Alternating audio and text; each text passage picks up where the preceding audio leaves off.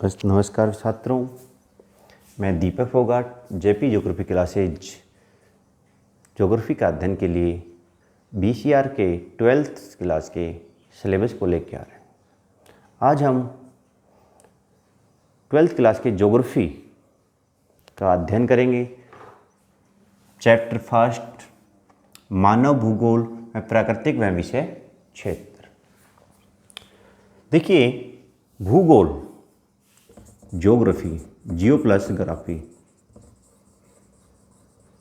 जियो का अर्थ है पृथ्वी, ग्राफी का अर्थ है वर्णन करना, अर्थात संपूर्ण पृथ्वी का वर्णन करना ही ज्योग्राफी कहलाता है।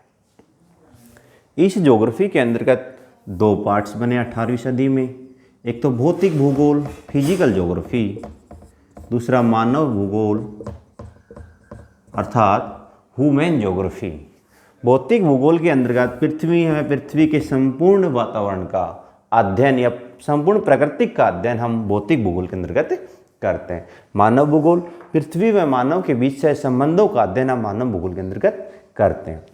11वीं क्लास में आपने भौतिक ज्योग्राफी का अध्ययन किया। पृथ्वी की उत्पत्ति, निर्माण, समय अवधि, वर्तमान परिस्थितियाँ, चार मंडल, सूर्य निर्माण, ग्रह निर्माण, वायुमंडल निर्माण, जलमंडल, स्थल मंडल और वायुमंडल, चक्रवात। अब हम अध्ययन करेंगे मानव भूगोल का अर्थात ह्यूमन ज्योग्राफी का। मानव भूगोल, देखिए, मानव भूगोल की वह आधारभूत शाखा है। मानव भूगोल की वह आधारभूत शाखा है जिसके अंतर्गत भूगोलीय क्षेत्रीय परिक्षेप का अध्ययन किया जाता है।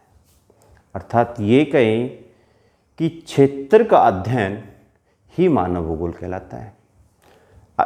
अपितु इसमें मानव व प्रकृति के बीच के केवल संबंधों का अध्ययन अर्थात मानव की विकास, उत्पत्ति और मानव के साथ प्राकृतिक संबंधों का अध्ययन मानव भूगोल कहलाता है। ये कहें कि मानव भूगोल के अंतर्गत मानव व प्रकृति के बीच सह संबंधों का अध्ययन, मानव व प्रकृति के बीच विकास का अध्ययन, मानव व प्रकृति के बीच उपलब्ध अवसरों का अध्ययन हम मानव भूगोल के अंतर्गत करते हैं। अगर भूगोल में मानव सम्मिलित हो जाए तो मानव भूगोल कहलाता है। अलग अलग विद्वानों ने अलग अलग क्षेत्र से अलग अलग परिभाषाएं प्रकाशित की। सर्वमान्य परिभाषा के अनुसार कहें या उनके सारांश के अनुसार कहें तो मानव भूगोल स्थिर प्राकृतिक व चंचल मानव के बीच सह संबंधों का अध्ययन मानव भूगोल कहलाता है। 18वीं सदी में मानव भूगोल को सर्वप्रथम फ्रेडरिक रैटजेल ज्योग्राफर ने भूगोल से अलग मानव भूगोल का अध्ययन प्रारंभ किया। अर्थात ये कह सकते हैं कि वर्तमान मानव भूगोल का जन्मदाता या जनक फ्रेडरिक रैटजेल है। उनके अनुसार बात करें तो मानव भूगोल मानव समाजों और धरातल के बीच, फ्रेडरिक रैटजेल के अनुसार अगर हम बात करते हैं तो मानव भूगोल मानव समाजों और धरातल के बीच संबंधों का संश्लेषित अध्ययन है। अर्थात मानव जो क्रिया करता है, मानव प्रकृति के संघर्ष कर उनके अनुसार अपना जीवन यापन करता है, वो मानव भूगोल कहलाता है। मानव भूगोल को समय समय पर कई विद्वानों ने परिभाषित किया, जिनमें कुमारी सैम्पल, फ्रेडरिक रैटजेल, विडाल डी ला ब्लास अगर लिखित हैं। ये कहें कि उन्होंने इसे अलग अलग रूप से परिभाषित। फ्रेडरिक रैटजेल के बाद फ्रेडरिक रैटजेल की शिष्या कुमारी एलन सैम्पल ने मानव भूगोल को परिभाषित किया। रैटजेल, कुमारी सैम्पल के अनुसार हम बात करें तो उन्होंने लिखा, मानव भूगोल चंचल मानव, मानव भूगोल चंचल मानव, मानव भूगोल चंचल मानव और स्थित पृथ्वी या स्थायी पृथ्वी के पारस्परिक परिवर्तनशील संबंधों का अध्ययन है। अगर ये कहें उनके अनुसार चंचल मानव व स्थिर पृथ्वी के बीच परिवर्तनों का संबंध ही मानव भूगोल कहलाता है। इसके बाद परिभाषित किया है विडाल डी लाप्लास, जो जर्मन भूगोलवेता थे। उन्होंने लिखा, मानव भूगोल पृथ्वी और मानव के पारस्परिक संबंधों को एक नया विचार देता है। मानव भूगोल पृथ्वी और मानव के पारस्परिक संबंधों को एक नया विचार देता है, जिसमें पृथ्वी को नियंत्रित करने वाले भौतिक नियमों तथा पृथ्वी पर निवास करने वाले जीवों के परस्पर संबंधों का अधिक संश्लेषित ज्ञान है। विडाल डी लाप्लास के अनुसार अगर बात करें तो मानव भूगोल पृथ्वी और मानव के पारस्परिक संबंधों को एक नया विचार देता है, जिनमें पृथ्वी को नियंत्रित करने वाले भौतिक नियमों तथा पृथ्वी पर निवास करने वाले जीवों को पारस्परिक के संबंधों का अधिक विश्लेषित ज्ञान देता है। यह है मानव भूगोल।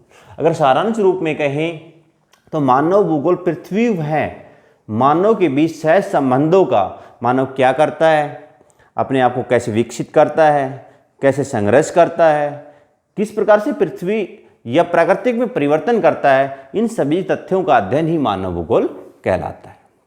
ये बात कहें कि मानव भूगोल की एक परिभाषा आती है 12th क्लास में।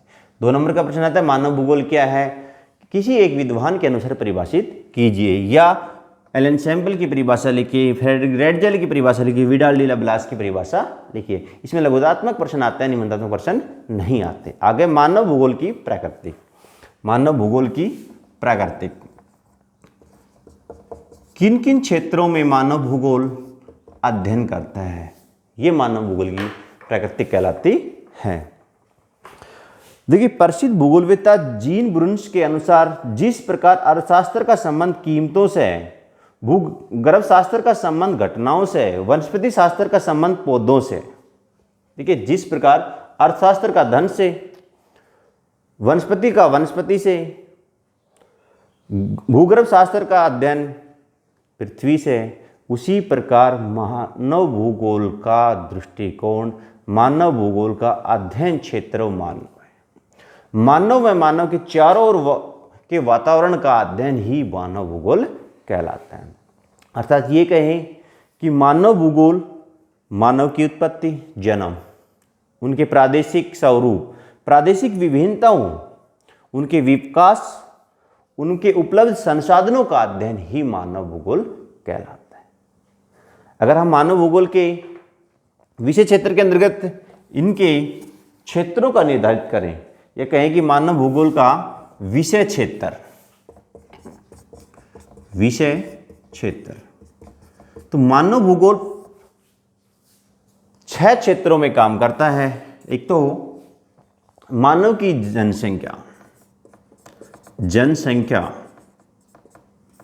देखिए, मानव में सर्वप्रथम मानव भूगोल में मुख्य बिंदु मानव है। तो मानव कहाँ और कितने संख्या में है, कहाँ फैला है, उनका विस्तार क्या है और उनकी क्षमता क्या है। जनसंख्या है उसकी क्षमता। देखो, हम अर्थशास्त्र में पढ़ते हैं मानव एक संसाधन के रूप में।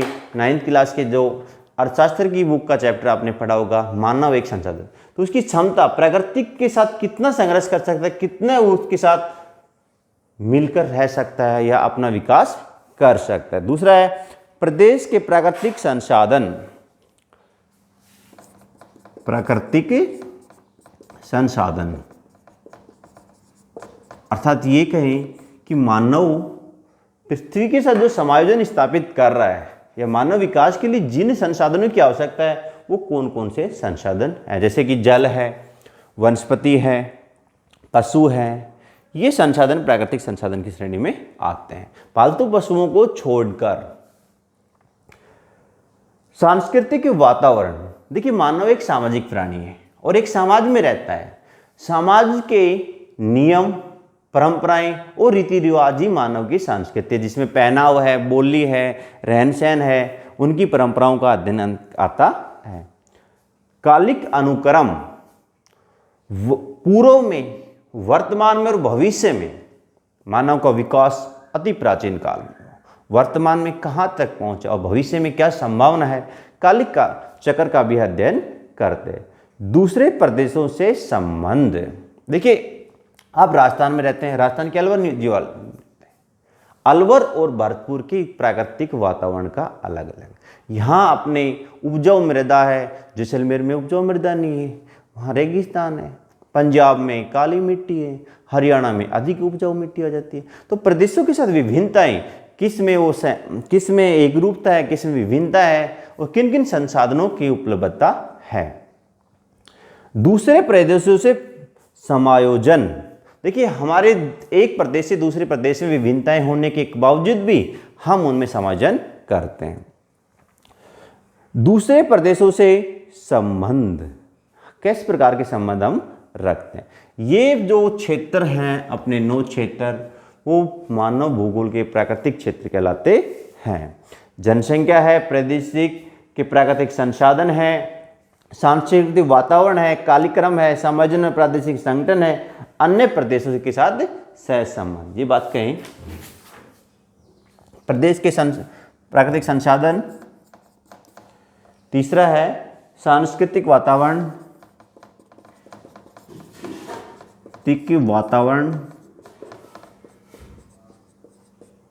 चौथा है भैया प्रादेशिक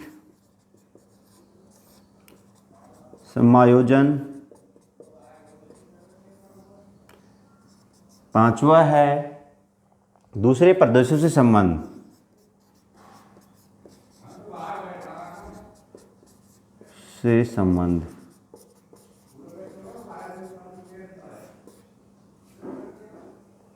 ये कहें कि अपना विषय क्षेत्र के अंतर्गत आता है।